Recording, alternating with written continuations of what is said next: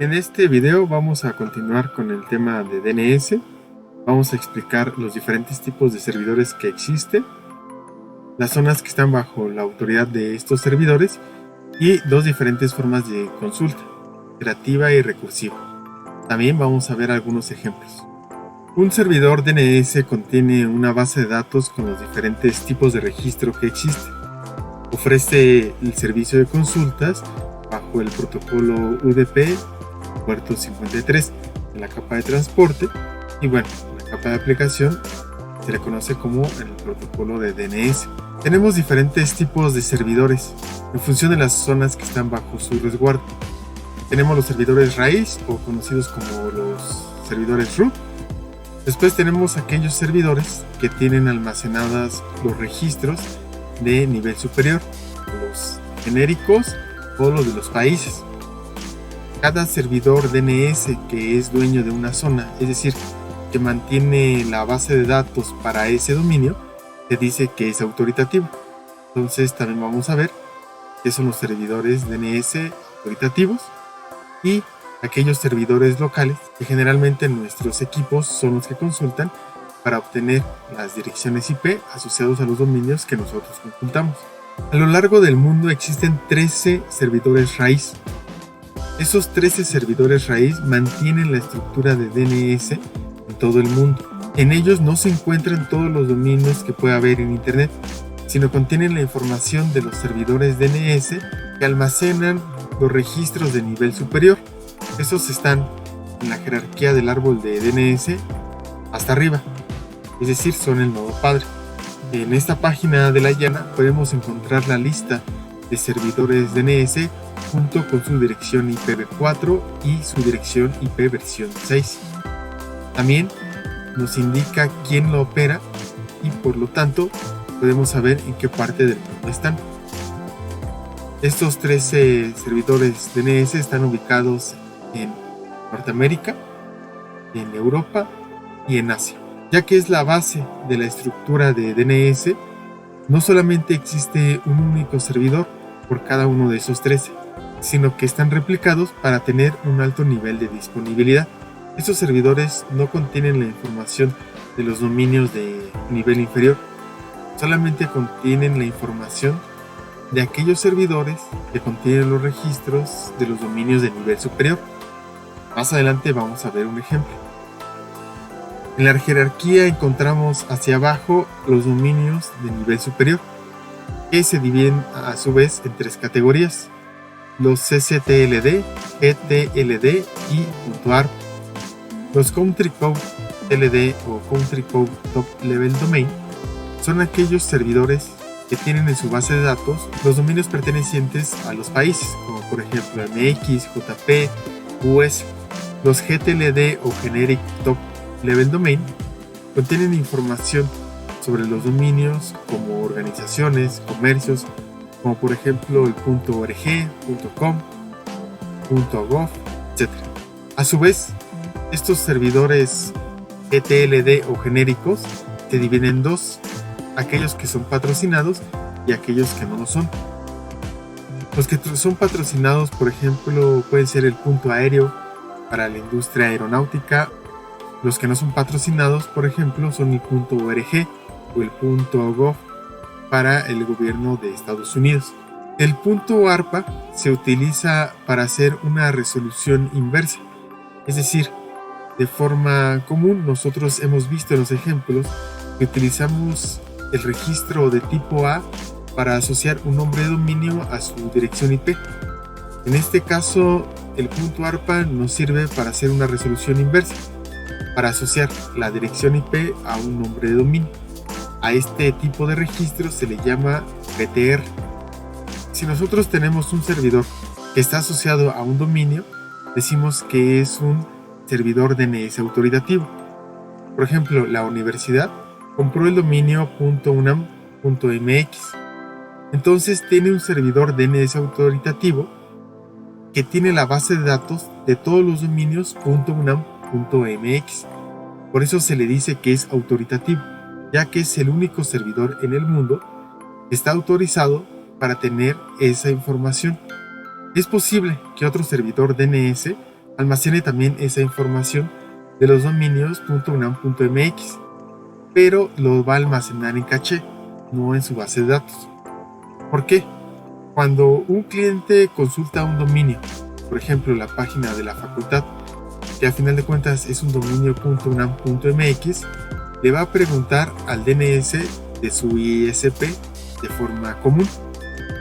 Este DNS del ISP no contiene la información de los registros del dominio unam.mx, sino que tiene que ir a preguntar a otro servidor de DNS. Cuando estas preguntas llegan al servidor DNS de la universidad, él es el único que tiene esta información en su base de datos, ya que es el DNS autoritativo. ¿Por qué? Es porque la organización, la UNAM, tiene contratado este dominio. Entonces, al obtener esa información, el DNS del ISP la va a almacenar en caché por si otros de sus clientes vuelven a pedir este mismo dominio. Pero esta caché tiene una expiración. Después de un tiempo, esta caché se limpia, o si el equipo es reiniciado, también se va a reiniciar. Entonces no es un DNS autoritativo para el dominio .unam.mx, ya que en sí no contiene la base de datos de este dominio. Además de que de forma legal no es dueña de este dominio, solamente la UNAM. La universidad no solamente tiene un único servidor DNS, sino que tiene un servidor DNS primario y a partir de ahí tiene otros secundarios. ¿Para qué? Pues para tener una replicación, para tener una alta disponibilidad del servicio. Los servidores DNS locales es como el ejemplo que acabo de poner del servidor DNS de nuestro ISP. Es decir, de manera común los clientes le van a preguntar a este servidor y ese servidor va a hacer las consultas hacia otros servidores dependiendo del dominio que se pregunta. Es así que cada servidor DNS autoritativo tiene guardada la base de datos para el dominio de cual es dueño. Esto hace que el árbol de jerarquías lo dividamos en zonas.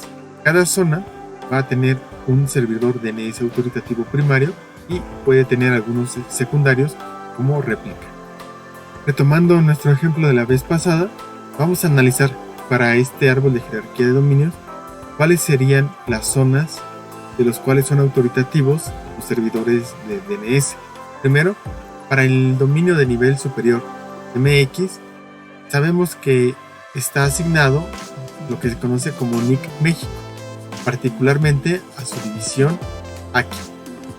Entonces es AKI la que se encarga de administrar los servidores para el dominio MX.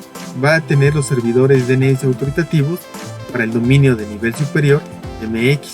Además de administrar el dominio MX, tiene otros subdominios como .gov.mx o .edu.mx.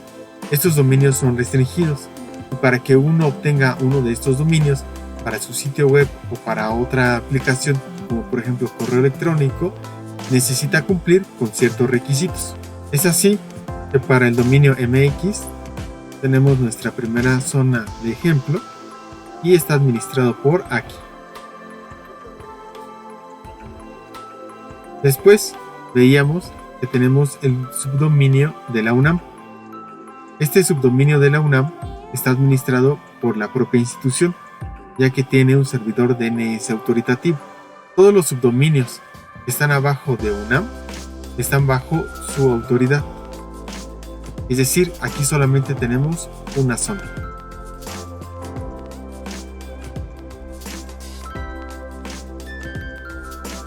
Están bajo un DNS autoritativo de la UNAM. Podríamos suponer que la UNAM delega a sus facultades la autoridad sobre sus propios dominios. Entonces, estas zonas cambiarían de esta forma. Una zona en donde la universidad de forma centralizada tiene autoridad, es decir, tiene un DNS autoritativo, y otra zona para cada facultad. Entonces, cada facultad tendría que tener un DNS autoritativo para su zona. Este para la Facultad de Ciencias y este dominio para la Facultad de Ingeniería. Esto es un supuesto. Al proceso de buscar un nombre de dominio para poder encontrar su dirección IP se le conoce como una resolución de nombres. Al hacer una consulta, un equipo cliente se le envía al servidor DNS que tiene configurado para preguntarle. Por ejemplo, si estamos dentro de la facultad, podríamos tener configurado el servidor DNS de la UNAM para preguntarle por cualquier dominio. Si el dominio que le estamos preguntando pertenece a unam.mx, entonces la respuesta que obtendremos será una respuesta de un DNS autoritativo y siempre será correcta, ya que el dueño de esa zona, de ese dominio, es la propia UNAM.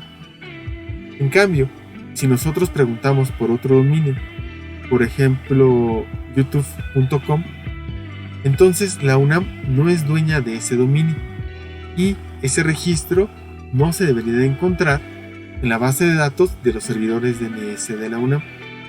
Lo que tendré que hacer el servidor DNS de la UNAM al no conocer la dirección IP asociada al dominio youtube.com es preguntarle a otro servidor DNS que sí la tenga. De tal forma que podría llegar a preguntarle al servidor DNS de Google. ¿Por qué?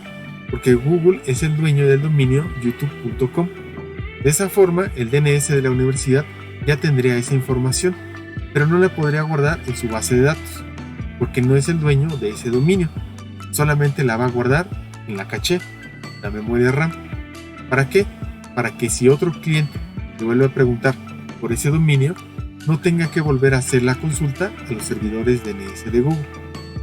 Una vez que tiene esa información, se la va a regresar al cliente que le preguntó, para que entonces sí, el cliente, al tener la dirección IP asociada al dominio youtube.com, pueda conectarse directamente a los servidores de YouTube. Tenemos dos tipos de consultas remotas de DNS, una que le vamos a llamar iterativa y la otra que le vamos a llamar recursiva. En la consulta iterativa, pensando en el peor de los casos, en el que el servidor DNS al que le preguntemos no tiene información sobre un dominio, lo que va a suceder es que va a ir a preguntarle al servidor DNS raíz, es decir, se va hasta el punto más alto del árbol, y a partir de allí, por cada información que le regrese el servidor DNS correspondiente, le va a ir a preguntar al siguiente. Por ejemplo, pensemos en que este cliente quiere obtener la dirección IP del dominio www.eficiencias.unam.mx. ¿Por qué ponemos un punto al final? Porque es nuestro nodo raíz, el root. Este cliente va a ir y le va a preguntar a su DNS local. En el peor de los casos, el DNS local no tiene la información sobre este registro. Entonces va a ir a preguntarle al DNS root. Pero el DNS root es muy importante como para tener una información de unos dominios de nivel inferior. Él dice: no, yo no conozco la dirección IP del dominio www.eficiencias.unam.mx. Yo solamente conozco la dirección IP del servidor DNS autoritativo para el dominio MX y le envía esa información al servidor DNS local. En ese momento, el servidor DNS local le va a hacer una pregunta al servidor DNS que es autoritativo para el dominio MX o para la zona MX. Le va a preguntar: ¿tú tienes la dirección IP asociada al dominio www.eficiencias.unam.mx? Y el servidor le va a responder: bueno, yo soy muy importante como para que sepa un dominio de nivel inferior. Lo único que sé es la dirección IP del servidor DNS que es dueño del dominio unam.mx, es decir, es dueño del dominio UNAM, un servidor DNS autoritativo de la UNAM, y le va a mandar esa información. Con esa dirección IP, el DNS local ahora va a ir y le va a preguntar al servidor DNS, que es dueño de la zona unam.mx. En ese momento le va a preguntar: dime la dirección IP asociada al dominio www.eficiencias.unam.mx. Como ya ha llegado al servidor DNS autoritativo para la zona UNAM.mx, entonces este servidor sí contiene la dirección IP asociada a todo ese dominio. Se la va a responder a este servidor DNS local. Este servidor DNS local la va a almacenar en su caché y le va a mandar la dirección IP como respuesta al cliente que preguntó por la dirección IP del dominio www.eficiencias.unam.mx, y ahí termina nuestra consulta iterativa. En el video anterior vimos algunos ejemplos de hacer consultas a través del comando dig. Vimos, por ejemplo, cómo obtener la dirección IP asociada al dominio www.eficiencias.unam.mx. Cuando nosotros hacemos una consulta de este tipo, estamos utilizando el registro de tipo A de DNS, que es el que tiene configurado por default el comando dig. Otra forma de hacerlo sería especificándole el tipo del registro que estamos preguntando, y obtenemos la misma información. Hay varios tipos de registros que veremos en un video posterior. Ya hemos visto el registro A. El registro NS nos sirve para obtener aquellos servidores DNS para un dominio en particular. En este ejemplo nosotros vamos a hacer una consulta iterativa de forma manual. Vamos a preguntar por la dirección IP asociada al dominio www.eficiencias.unam.mx, pero vamos a considerar el caso en el que nuestro DNS local no tiene esa información, y entonces va a ir a preguntar primero a los DNS raíz. Con este comando dig vamos a preguntar por ellos utilizando el registro NS.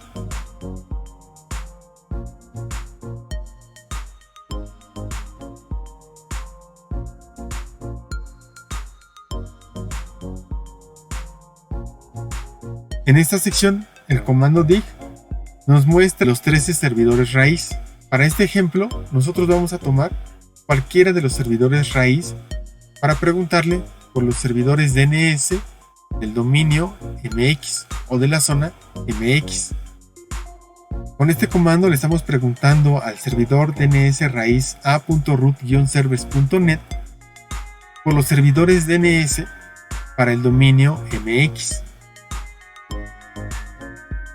Nos está dando los servidores DNS que son autoritativos para el dominio MX. Vamos a seleccionar uno de ellos para hacer la siguiente consulta. En esta consulta, nosotros estamos preguntándole al servidor DNS m.mx-ns.mx por el servidor DNS que es autoritativo para el dominio unam.mx, que es el dueño de la zona unam.mx.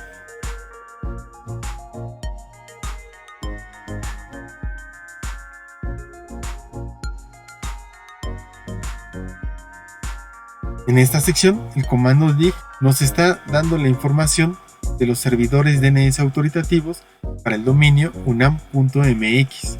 Con este comando le estamos preguntando al servidor DNS autoritativo del dominio unam.mx llamando ns1.unam.mx por la dirección IP asociada al dominio www.eficiencias.unam.mx. Notemos que ya no estamos preguntando por el tipo de registro NS, sino por el tipo de registro A. ¿Por qué? Porque hemos llegado al punto en el que encontramos el servidor que es autoritativo para el dominio unam.mx y esperamos que ese servidor tenga en su base de datos la dirección IP asociada al dominio por el cual estamos preguntando. El comando dig en esta sección nos muestra la consulta que nosotros estamos haciendo, y en esta otra sección nos está mostrando la respuesta a la consulta que hicimos. Es decir, nos está diciendo que la dirección IP 132.248.181.248 está asociada al dominio www.eficiencias.unam.mx. De esta forma nosotros hicimos una consulta iterativa, es decir, en lugar de preguntarle al servidor DNS local, nosotros fuimos preguntándole a cada uno de los servidores autoritativos para cada uno de los dominios de la jerarquía de este árbol. Primero consultamos los servidores raíz, después los servidores autoritativos de MX y finalmente el servidor DNS autoritativo para el dominio unam.mx. Vamos a ver un ejemplo de una consulta de tipo recursiva. Pensemos en que este cliente quiere obtener la dirección IP asociada al mismo dominio www.eficiencias.unam.mx. Lo primero que va a hacer es preguntarle al DNS local. En el peor de los casos, el DNS local no conoce esa información. Se va a ir al servidor DNS root para preguntarle si tiene esa información. Al no encontrar esa información, entonces el servidor DNS root va a preguntarle al servidor DNS autoritativo para el dominio MX. Este va a hacer la consulta directamente. Este servidor DNS que tiene autoridad sobre la zona MX, al no tener la dirección IP asociada al dominio www.eficiencias.unam.mx, entonces le va a preguntar al servidor DNS autoritativo para la zona UNAM-MX. En ese momento, ese servidor que tiene autoridad sobre la zona UNAM le va a contestar con la dirección IP del dominio www.eficiencias.unam.mx.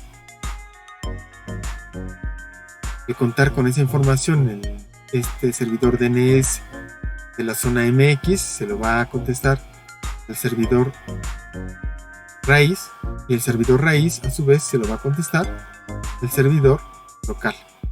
Por último, el servidor local le va a enviar la información de la dirección IP asociada al dominio www.eficiencias.unam.mx al cliente que se lo solicitó.